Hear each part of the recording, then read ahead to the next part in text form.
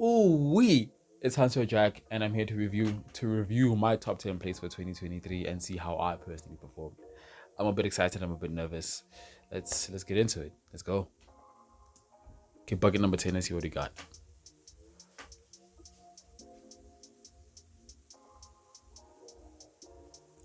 Okay, I get it. I get it. Okay, one dribble. That's a nice basket. I'm not gonna lie. Damn, this came in at number 10. It's crazy, but it makes sense though. If okay, But if this is the bucket that came in at number 10, then it kind of makes sense. It's a pretty basic basket, you know. It's I don't know what's the name of the play call, but it's a play call I've seen happen quite a bit in basketball. But a lot of the times, it's it's like a play call ran when there's like probably like 5 to 10 seconds, 5 to 7 seconds on the shot clock, and it's just trying to get one of your guards open on the play. So they catch it probably they stand at the top of the key, and you kind of run like a football NFL route, like you go one way, and then you hit a quick sharp turn to get yourself open for the basket. And then normally you just where you get the ball, you pick it up and shoot it. But then I felt as though the defense could collapse in a way because we didn't really run a play, so there wasn't necessarily a defensive scheme in that game. So, but just the thing of I had a feeling that the defense would capitulate if we just give it like 2 3 seconds, and that's why I kind of like paused a little bit and then I attacked. But yeah, okay, that's number 10. Let's get into number 9.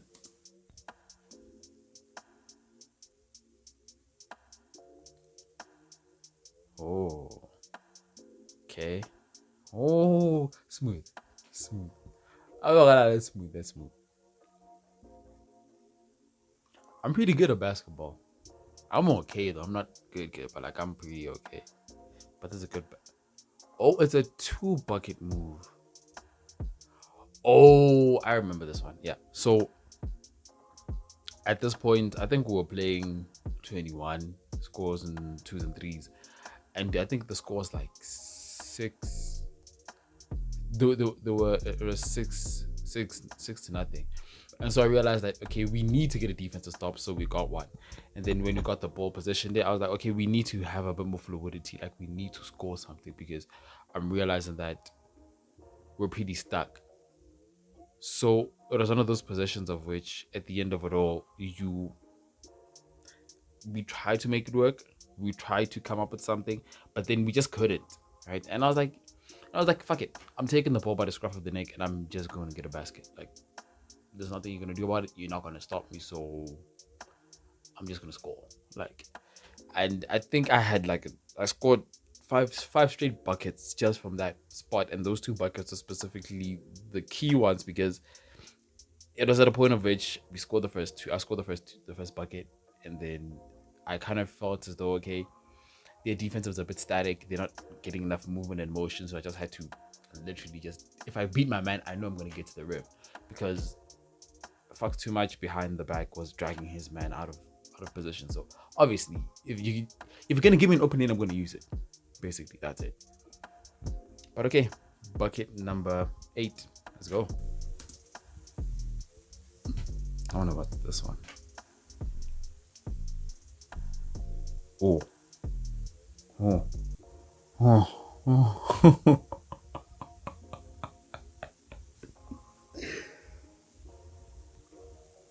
Okay. Huh. Hmm. Sham, shake and bake, step through off the backboard.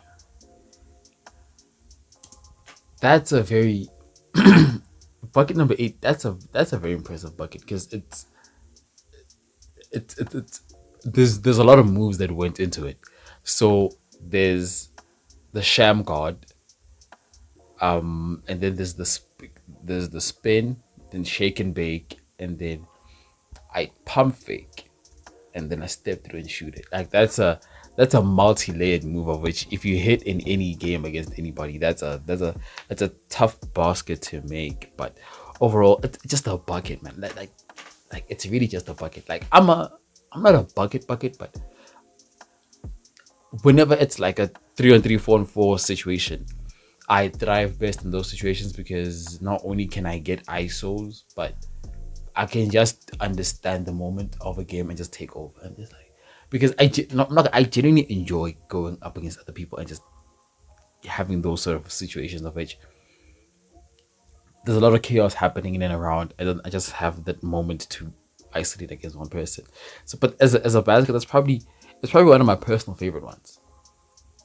And it came in at number 8. Damn, I'm really nice sometimes. Fuck. Oh, what? How's this number 7? I mean, I get it, but that's number 7. Okay, so the thing is with that particular basket, I understand why it's high, but it's like I can't put it above the other one. If it was me, I would have switched it around. Um, but so the other, so bucket number 7 is kind of understand why it's number 7. It's because I'm not a left-handed player, so a lot of my buckets, if you pay attention, they often come off of my right shoulder, on my right side. And I probably made that sort of a layup probably 6, 7 times before, but that one was slightly different because of where I jumped up from and the direction of my momentum. Like I wasn't heading towards the basket. I was sort of going straight, right? Like if it's like I'm going from baseline to baseline almost, right? So I'm practically just going that way. And then mid air, I just choose to scoop it around. And I made it. It kind of feels more like a lucky shot, if anything, anyway. But let's get into it. Play number 6. But nah, I know this one. I know this one. Cash. This is it's one of my personal favorites as well. Like I think the whole yeah, this is one of those ones. Like in terms of my own personal buckets, that one has to stand as one of those ones of which it has a lot of like it's one of those buckets you score in the flow of the game. Like when you're for me it's never even about getting hot, it's just about getting warm. Like and my body getting used to certain motions in a game. That's when I'm like, okay, I'm good now. We can let's get into it. And that's one of those ones of which it doesn't matter who's guarding me, but it's a shot of which feels right. Right? My body is in a flow state. My energy levels are at a pretty good level. My emotional state is pretty stable as well. And everything just comes naturally. Just everything just comes from muscle memory at that point. And it's like I can try even a ridiculous shot in that state and I'd still make it. You know? So that one was especially against T as well, who's definitely one of the harder players to guard. So it feels good to also have a few highlights on him. It does. Bucket number 5. Let's see what it has in store for me. Oh, sham, pump fake. Yeah, I know this one. I know this one. I thought this would be number 3 or number 2. This is a good move. This is a tough move. This is oof, man. That's such a good move. Fuck me. That's such a good move. I think just the overall. Damn, I'm even wearing the same T-shirt. That's crazy. Um, that's a tough move.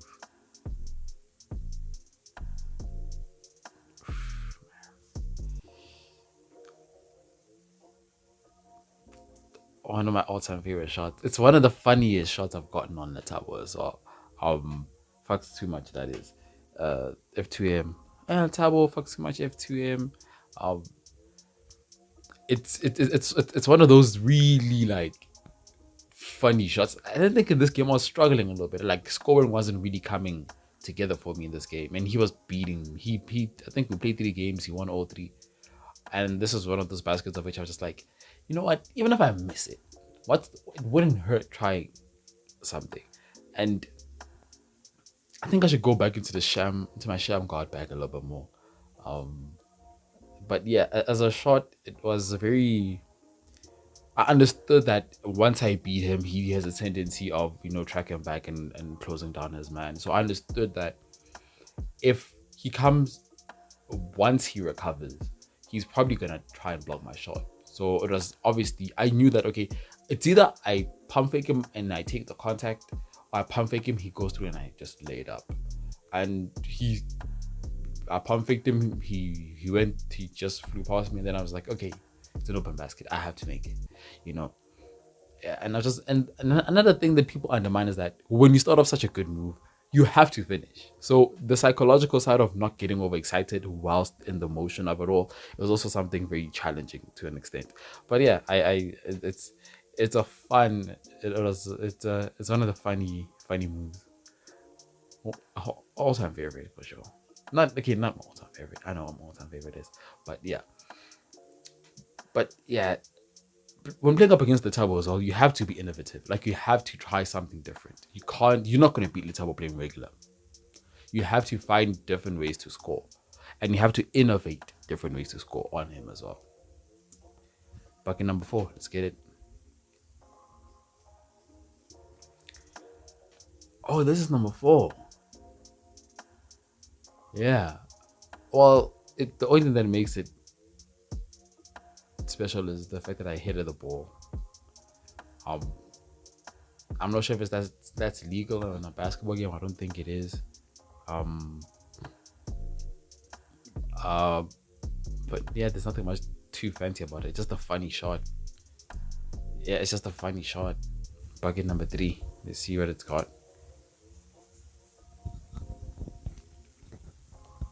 Oh,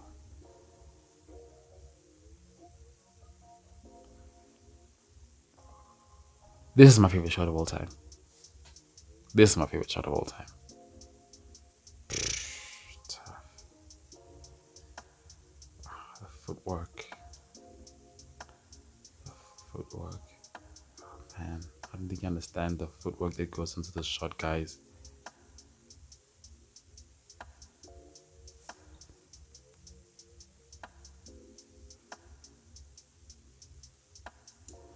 Even Biggie knows what just happened to him. That's a difficult shot, man. That shot has so much sentiment to me. So I knew this part was gonna have a long backstory because I knew the shot was gonna be in there. So this shot was actually, I invented this shot from. It probably does exist somewhere else in the basketball community, but I'd never done it before. So I started working on it. I think July, July of 2023. The initial, actually, there wasn't, the first ever episode of Dilettante basketball that was meant to be released got canned because some of the footage got lost. And in that footage, there was a clip of me. I think a piece of it is in the trailer though, which is the first ever video on the channel. Is in the trailer, and there's a guy with an orange t-shirt and blue pants. That's T, by the way. I didn't know him at that time. It was the first time when we officially met. Uh, in that video, there's the full video. There's like parts of me working on that specific shot, and it's almost a full circle situation of which the last episode of the year, from the first video to the last episode of the year, that's the same shot I make. I finally kind of perfected it and know how to make it, and it was such a sentimental moment for me seeing myself make it in the video, because I'd wanted to make that shot so bad, and it's one of those shots of which, no, honestly, I could close a game with it because it's a separator. It has so many different levels to it. It's a tough shot to guard as well, especially because the defender would not expect it. Like, who would take a spin fadeaway literally as a game closing shot? That's such a very arrogant and tough shot to take. But that's me, man. I think that shot is one of my personally my most gratifying experiences of 2023 for sure. Okay, bucket number 2. I know what number 2 and 1 is. I'm not gonna lie, but let's see the order. Oh, this is number 2. Okay, makes sense though. Um,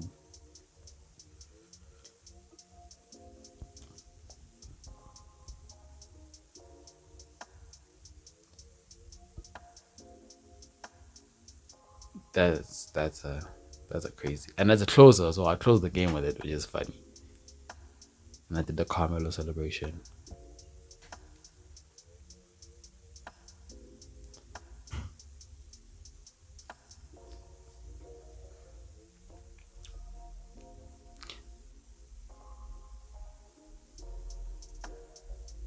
sort of this is I'd say this is one of my most funniest shots.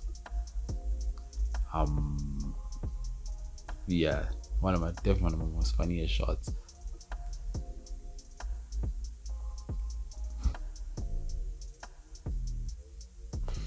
I think on so many different levels, it's definitely not an easy shot, but it's definitely also not the most difficult shot in the world.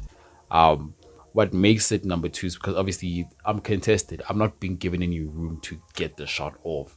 It kind of reminds me of the shot Kobe made against the Portland Trailblazers, I think in the Western Conference Finals, I think in '01. And I think even Kobe himself said that that was one of the most toughest matchups he'd ever had in his career, in the playoffs. So I think that's this as well. I think it's more of a tribute shot more than anything else to Kobe Bryant, because he's definitely one of my personal idols. But speaking on the shot specifically, it was a game closer, and it was a situation of which I tried to get it off initially, and I wasn't. He closed down this game. We closed down the space really well. Tried really hard not to foul me, and he made the shot as difficult as anyone could ever make a shot for someone. So, and I didn't have a dribble, so I had to shoot it. And funny enough, this shot to me, this 3 pointer is easier than a regular open 3 pointer. Why? Because when someone's contesting, I can gauge how high I need to arc the shot. And with the regular 3 pointer, I can't do that. I just shoot it. So if I know I can get it over you, there's a higher chance of me like if you look at I haven't I might drop statistics on this, but when I'm making contested 3 pointer, it's so much more easier for me to make it. I think I have a higher shooting percentage with contested 3 pointers. I think I'm probably shooting at it like a good 46%. And then just regular open 3 pointers, I'm probably shooting them at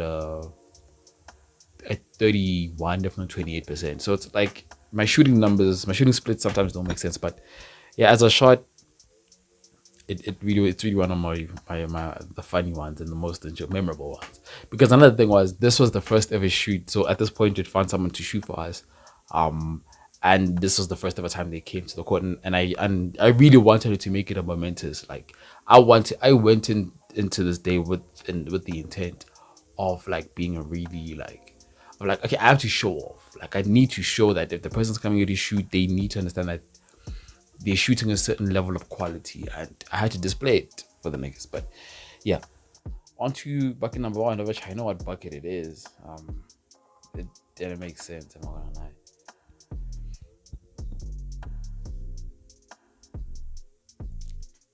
It's definitely one of the more.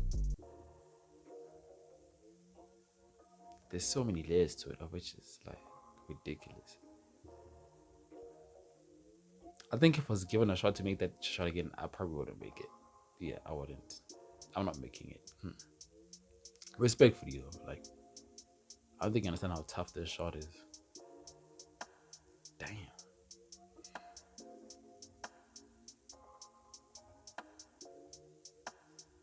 Damn, this is tough basket. How do I make some of these? Yo, I don't know how I score some of these.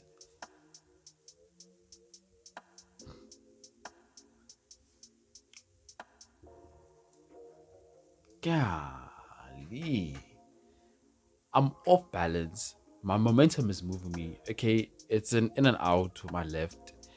Uh, and then I cross over, I dribble it to my right, bring it behind my back, step back, pump fake, wait for the table to go past me so I can jump forward and shoot it.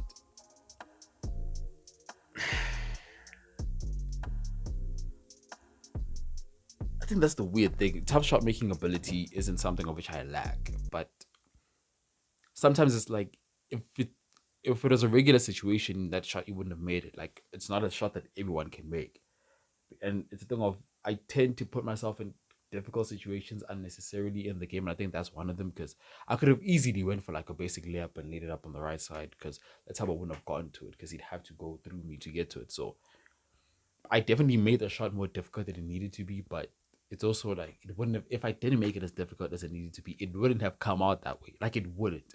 So the fact that I made it, And it came out pretty well. I'm not gonna complain, but like, oh, I don't want it. It's like, respectively, it's a good, but it's a great basket to have in your own highlight reel. But as a play in an actual game, it's one of those games. It's one of those shots of which if the coach sees you making it, he'll be like, "Man, I don't need you doing that again. It's unnecessary. You know, just it's a tool. Whether you shoot it with your eyes closed or you shoot it with one leg, or like it's still one. It still counts as 2 points in a game. Or still counts as one. So it doesn't make a difference. But I hate the fact that that's my number one play, but I love it as well because I'm just like, I don't think I could ever make that shot again. I might not even try it again. Um, but yeah, that's me. Well, how do I feel about my own plays? Firstly, I feel pretty good. There's a certain level of like irritation because there's certain shots of which I'm like, there was no need for that one. The shot selection was pretty bad, um, but I feel pretty okay seeing the different types of baskets I have and and how diverse I am in getting a score. But I guess if I could give it a number, I'd say it was a 6 out of 10, probably 4 out of 10 to be honest. Because I think I should be a lot more clinical and a lot more efficient as a player, and that's what I'm working on this year specifically. So yeah, which leads to the second question of what do I need to improve to my basketball game? I think everything can be improved, but the approach of improving everything has to be in a way which is effective on all levels in terms of my scoring, my defense, and my overall play as a teammate with other people.